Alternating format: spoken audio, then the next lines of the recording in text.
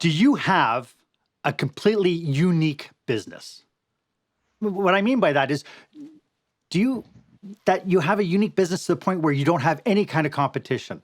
No one is dipping into your market share and you have absolutely nothing to worry about. I think it's fair to say that that's probably not your reality. You're probably in a storm of competition. Every day you fight to get noticed, you fight to get more relevant, and you want to get it before the next guy does. And you fight for every one of your customers' dollars. But how can you stand out? How can you stand out and get noticed? And that's coming up next on Marc Haine Live.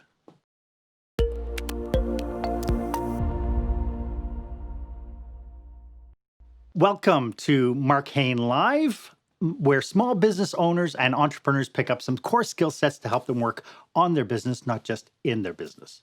I'm your host, service expert and master of experiences, Marc Haine, and I am so glad that you made time today to join us.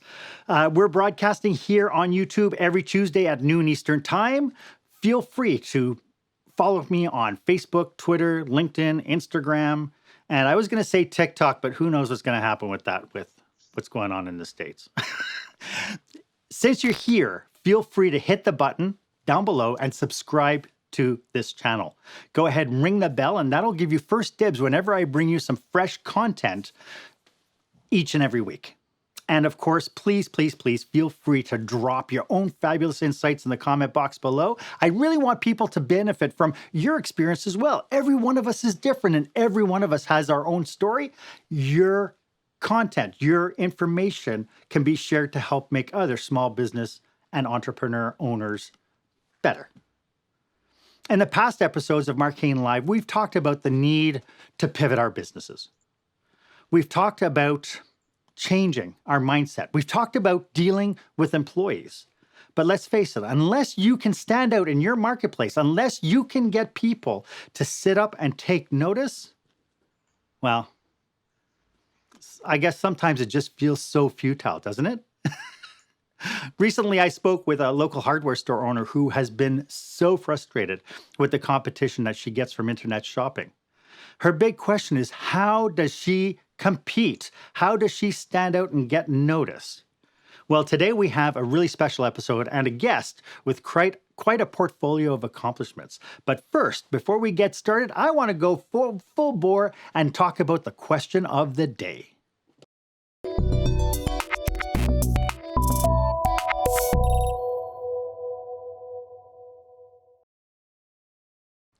So in a post-COVID world, what is the toughest thing for you about competing in your marketplace? It's always been tough. Now with COVID coming in, it threw us a whole new reality. And by the time we're ready to relaunch, that reality can be entirely different. Our guest today is a serial entrepreneur, a phenomenal business strategist. He's a real estate investor, he's a speaker, and he's a best-selling author of 5 books centered around being able to make more money while working less. He has appeared with Shark Tank's Kevin Harrington. He's interviewed the likes of George Ross, Bruni Surin, and even the Canadian Olympic gold medalist Mark McCoy. He has been a subject matter expert on ABC, NBC, CBS, and Fox, which I think is amazing for a local guy.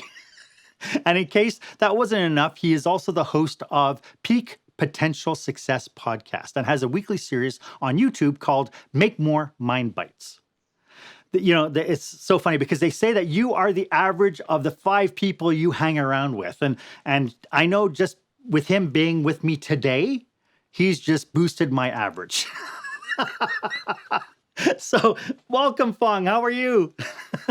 Thank you very much for that intro. Wow, I'm very, very surprised and honored for that intro that you just gave me. Thank you very much. You're very welcome. It's well deserved. But before we get into today's topic, could you tell us a little bit about what you do for your clients? Well, what I absolutely love doing is to add value and impact as many people as I can. And when it comes to my clients, I help them unlock their potentials. I help them find out what they can do and how can they actually profit from it and then make a business out of it. Now, once they go into business or go into entrepreneurship, I help them strategize their branding, their marketing. How do they present themselves? How do they go out and find clients? How do they make themselves different from the sea of sameness that everybody else is doing? So find out that strategy as to how to get more exposure, get more credibility, and that's all what branding is all about. So that's what I absolutely love doing with my clients. But it sounds like it's deeper than just branding. It seems like this is about strategizing the businesses forward. Well, yeah. So when it comes to branding, it's really it's not who you know, it's who knows you. How do you get exposure? How do people think of you first, or if at all, right? There's this saying is like, if I wake you up, Mark, at the middle of the night at, let's say, 3 o'clock, and go, what do you think about Fong? Well, what's the first word that comes to mind? If you go, oh, he's smart, then that's my brand. I tried that with my wife once. I tried that with my wife once, and what do you think about Fong? She goes, are you clean? So I think I'll go get a shower or something like that. So yeah, so it's one of those things. What's the first words that people think about when they think about you when you're not in the room? Right. So, and that's what branding is all about. Because we go talk about, let's say, Apple, Disney, Starbucks. What's the first words that come to mind? And they can't control what you say. They can control what you think. They can't control what you say. So it's what's that message they put out there? What's the exposure they're getting? And those are the messages that people are receiving, and that's what they're thinking. So when we're talking about branding strategy and the strategy that goes behind it, it's talking about what can you do to increase your exposure? What can you do from a public standpoint? And that's that's a really good point. This point about exposure is really what we're here to talk about. But Fong, as a small business consultant, I am constantly working with entrepreneurs, especially in small communities. And these could be businesses that have been around for 20, 30 years. And they've been the definition of the shop local idea. They've thrived in their community as local businesses and are now at the mercy of big box stores. I mean, they have been for the last probably 20 years. And of course, those big box stores are conveniently located a short drive away. And then compounding all that, now they have to compete with internet stores, Airbnb, Uber. I mean, the list is so long and it's getting harder and harder to get the customer's attention in the foray of the internet as we see it today. But before we take a deep dive into our topic, I'd like to remind everybody that this episode is brought to you by the Speaker Presentation Timer app. It's an app that I created for professional speakers or anybody doing presentations. It helps speakers and presenters who want to develop great stories and compelling presentations without ever breaking the fourth wall. It is available on iOS and Android-powered devices, and it is on the Apple Store and the Google Store. So go ahead and visit www.speakerpresentationtimer.com. Okay, so Fong, let's get into the down and dirty. Let's start off by talking about how small business operators can start differentiating themselves. Well, I believe that for the small business owners, yes, they have to compete with the big box names, but what they have that's a little bit different is their attachment and their connection to the community. So they could use that a little bit more. They can talk about the history. They can talk about the giving back to the community. They can talk about all the engagements they get with the local suppliers and the local vendors and all that kind of stuff. How do they add value back to the community, and how much history they have with the community, and how they're basically family dynamic. And they can use that as part of their branding tool. The thing is, all the big box names, they started somewhere too. They started off being a small business. They started off being a small entrepreneurship, and they have to build up their brand to become who they are now. So for the smaller businesses right now, yes, they have to compete with them. So how do you compete with them from a different level and still be able to get people to come back to you? So for instance, giving back to the community. Maybe you could start a charity event or a fundraiser event that's localized at your place or your retail area. Or you could talk about that wow experience that you give to your clients and your customers and focus on those stories. Get the testimonials, get those interviews, and expose yourself that way so that you can gravitate more people over to your stores.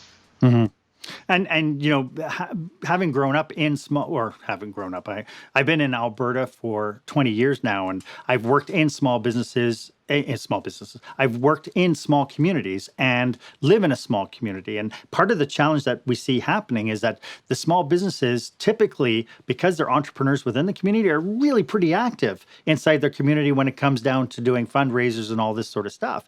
But then when it comes to actually getting that buyer's dollar, they're challenged because people want maybe a cheaper price, maybe a bigger selection and so on, which is something that they just cannot compete with. Any suggestions? I mean, obviously what you're talking about now is creating this human connection. How far can a small business go in making those relationships? Well, you can go as far as you really want to, because you can keep on. The thing is, once you build the relationships stronger and stronger, you develop that advocacy kind of brand, right? People will start recommending you to other people. They're just going to recommend your business to other people and go, hey, you got to come back to this one. Yes, it might be cheaper with the big box stores, but wait, you're going to get a better quality, you're going to get better engagement, and you're going to get better care from these people because they're going to know you by name. They're not going to know you like another customer, another number. They know you by name. They know your family. They know your history. If you wanted to share all that stuff with these people, because they have that capacity to really build that relationship with people. So that's the thing is, the stronger the relationship, the better your brand's going to be, and the more people would like to come work with you because they feel that attachment. They feel that friendship, that family feel. And in a previous episode, we talked about pivoting the business, and we talked about looking for opportunities in this unprecedented time. And one of the things that came out of that was this idea of building connection, the same way basically internet stores are building connection. And what comes to mind is this one idea where a bakery saw a drop in volume. And so they started setting up their place like a little mini grocery store because they realized people wanted to do bread at home.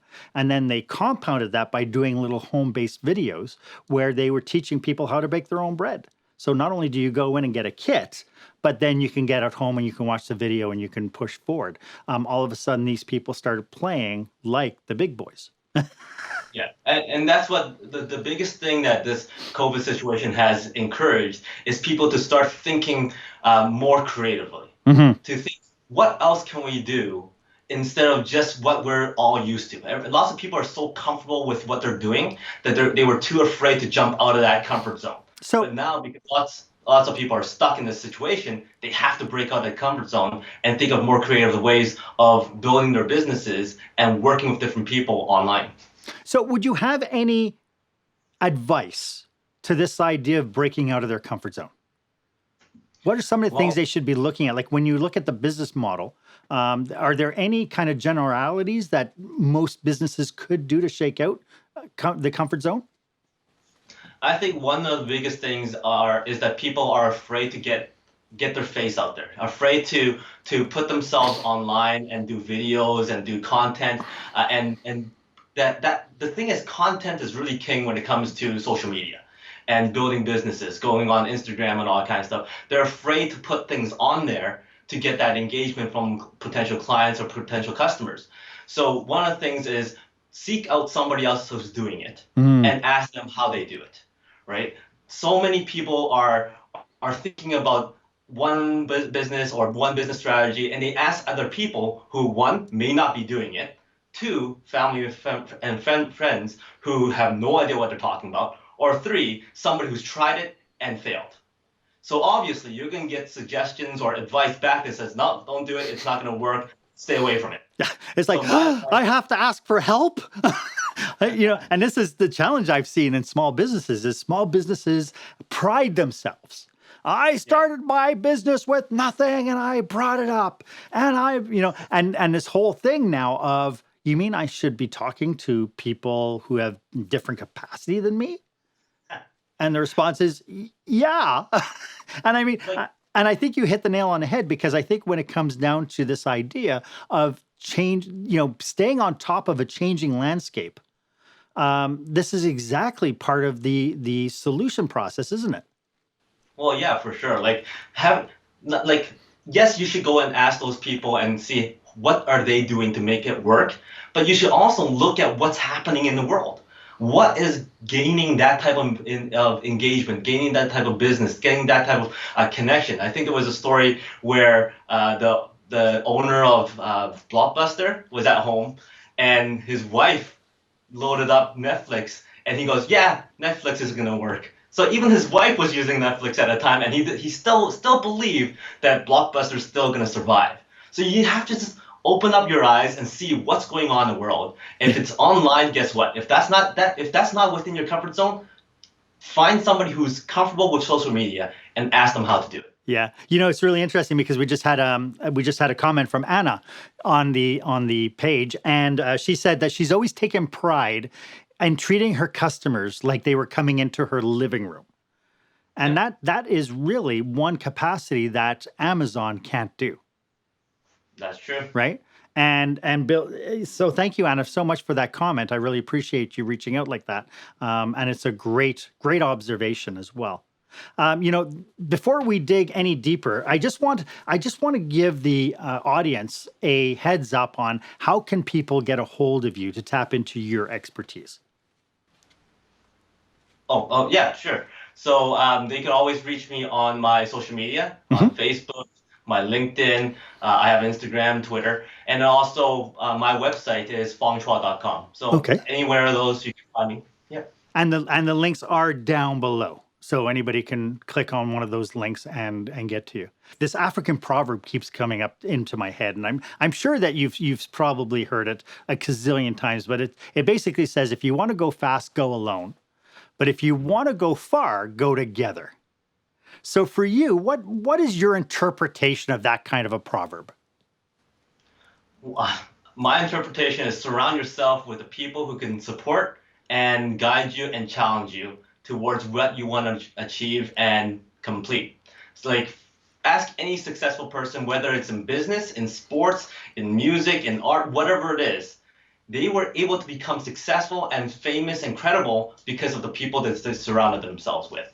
Right. So whether it's their trainers, their teachers, their coaches, family and friends that supported them, you need that dynamic in order for you to succeed in anything. You can't do everything alone. Eventually, you can either run out of 1, time, 2, money, and 3, energy.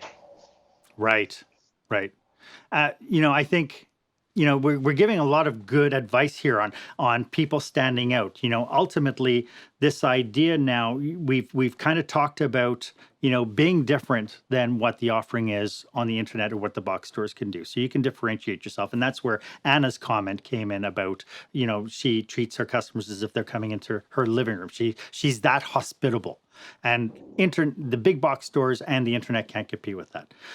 You mentioned being part of the community, as being able to stand out. Make sure that you are a contributor to your community. Make sure that you stand out and you're top of mind, because people would rather do business with people who care about them rather than dealing with some big entity.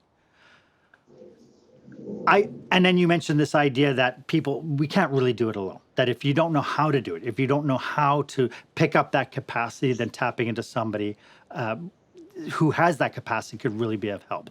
I think, though, letting people in on what they shouldn't do is as important as what they should do. Would you have any cautionaries as to what entrepreneurs should avoid doing? I think entrepreneurs should, one of the biggest things right now, I advise a lot of my clients, is to treat your social media like a live resume. Okay? So if you're building your business brand, if you're building your own brand or your company brand, whatever it is, and you have a certain message or a certain type of qualities or characteristics that you want people to think of first, make sure that the stuff that you're posting is congruent with that stuff that you're putting on there.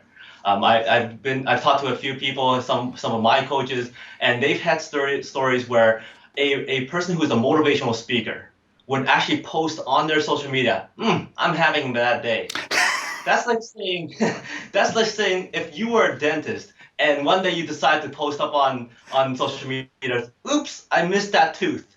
Well, that's not really congruent. So would you post something like that that's detrimental to your own brand or your own business brand? Probably not. But there's so many people out there who treats if they were in business and they're promoting their business, they're promoting their expertise on social media, and all of a sudden they go, "Hey, look, I just baked this cake." Well, that doesn't mean anything. And for people who are following you because of your expertise, because of your business, well, that baking a cake add no value to them. Right.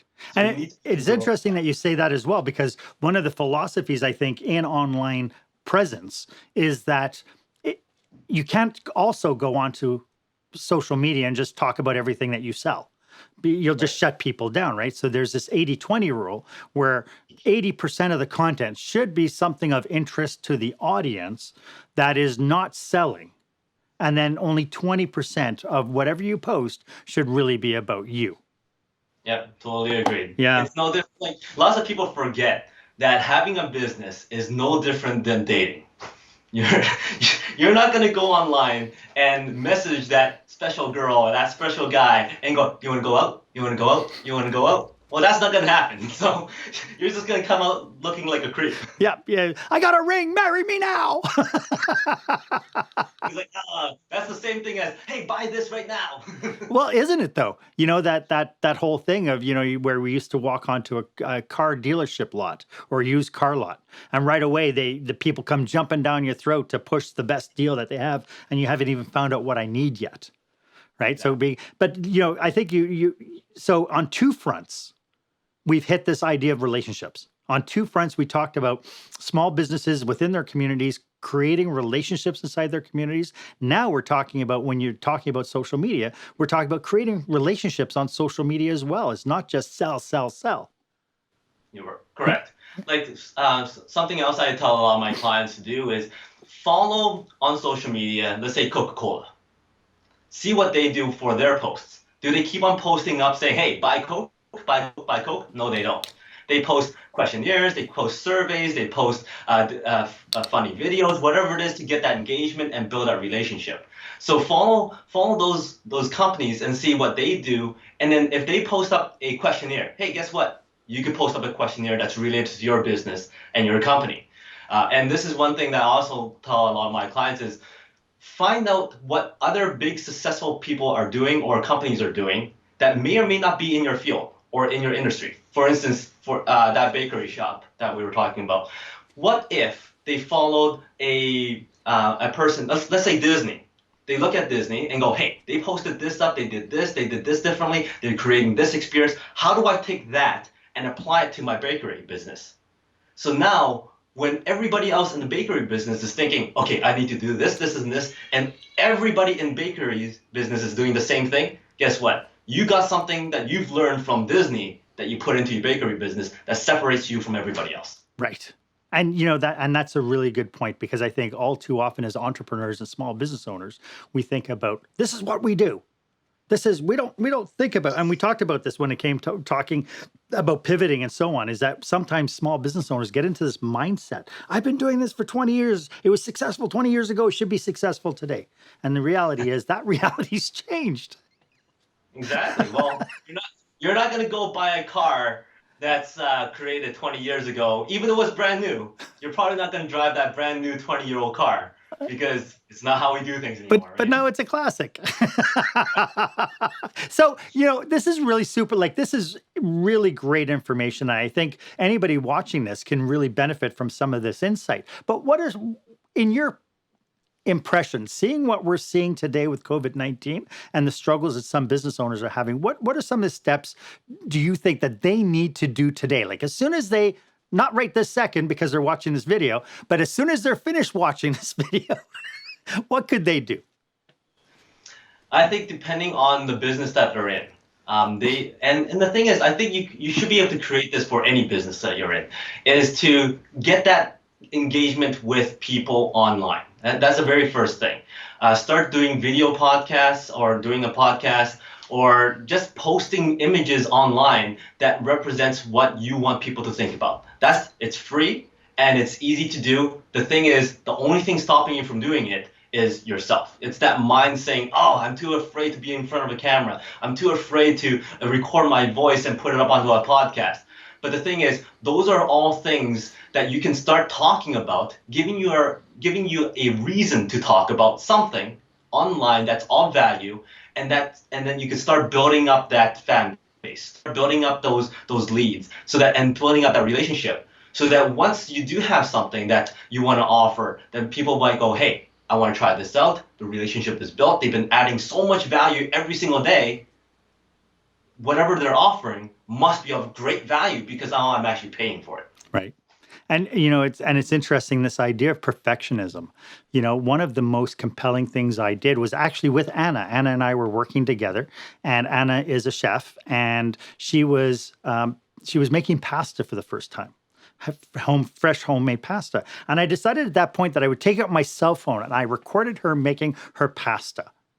And she was so excited by the process of never having to do it and watching it as she was twisting out the pasta machine and pulling out the pasta. I just thought it was so compelling. And it was amazing the amount of hits she got on that video. That wasn't perfectly filmed. It wasn't framed right. The sound was horrible, but it was just all of a sudden people could see the passion of the person doing this. And so It's not about perfection. It's not about, we need to get lights. No, you have a cell phone. You carry a camera around in your pocket. Shoot something that you're passionate about. Shoot something that is authentically you and have fun with it. And, don't take yourself so darn seriously. So there's no such thing as perfect. No. Because no. Once you want perfect, you're gonna delay your launch, you're gonna delay your decisions, and then eventually you lose the time and you completely forget about it. Absolutely. Can I share something very quick? Sure. So, for instance, perfectionism. If lots of people are saying, "Wow, Joe Rogan is a great podcaster. Look at how many hits he got 9.4 million subscribers on YouTube right now."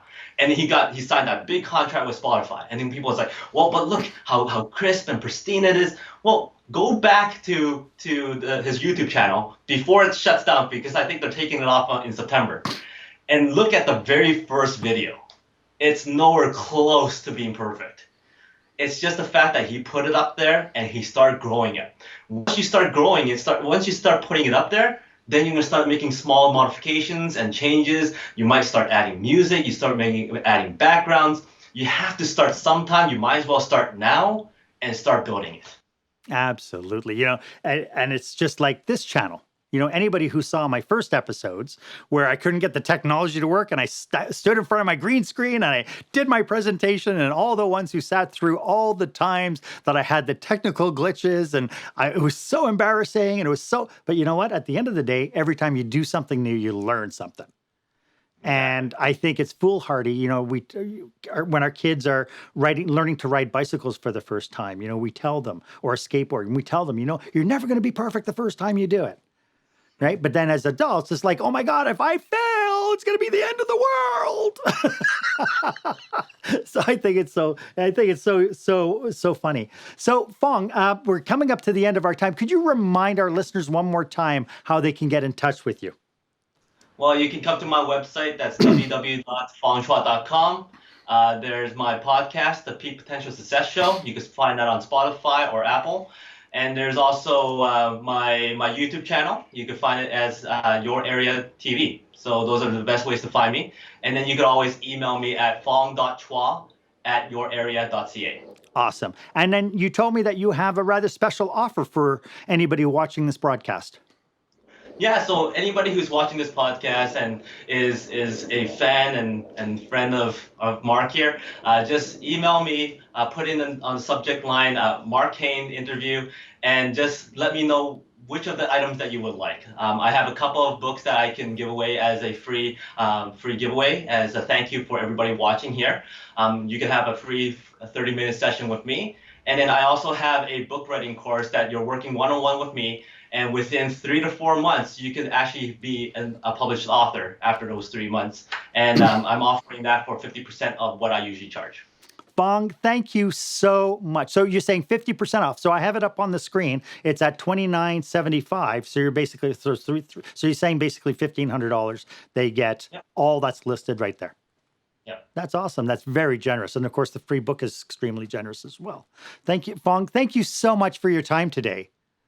Hey, no problem. I love this. It was actually a lot of fun. So. It's been a lot of fun having you as well. I mean, I think we covered a lot of diversity, and it's almost like, I'm having you sitting you right here and we're sitting down having a cup of tea and just shooting the stuff and just, brainstorming stuff. So I really appreciate, there you go. I really appreciate you taking time.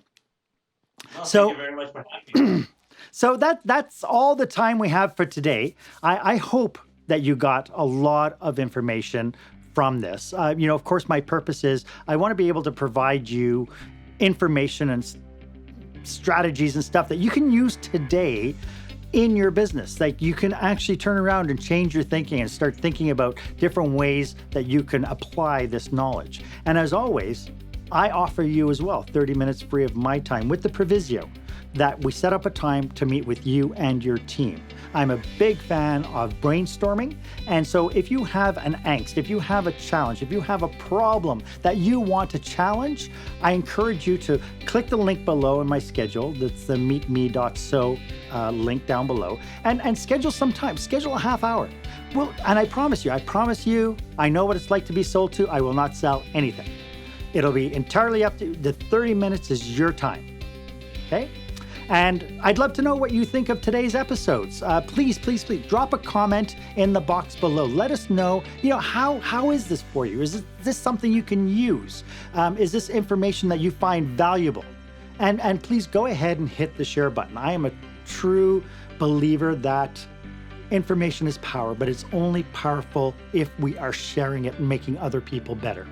So if you haven't done so yet, please hit the subscribe button and ring the bell. I would really appreciate your support in building this channel. As Fong was saying, it takes time to do this. And every time that we do this, we learn something new. And of course, if you have any ideas, any questions about your small business or being an entrepreneur that you would like me to address on this show, please drop it in the comment box below as well. I think it's really important. Again, I'm here because this is to be of service to you. My name is Marc Haine, and I'll see you next week when we will be sitting down with reinvention specialist Daniel Silverman. I hope you stay safe, stay healthy, and dare to be the exception.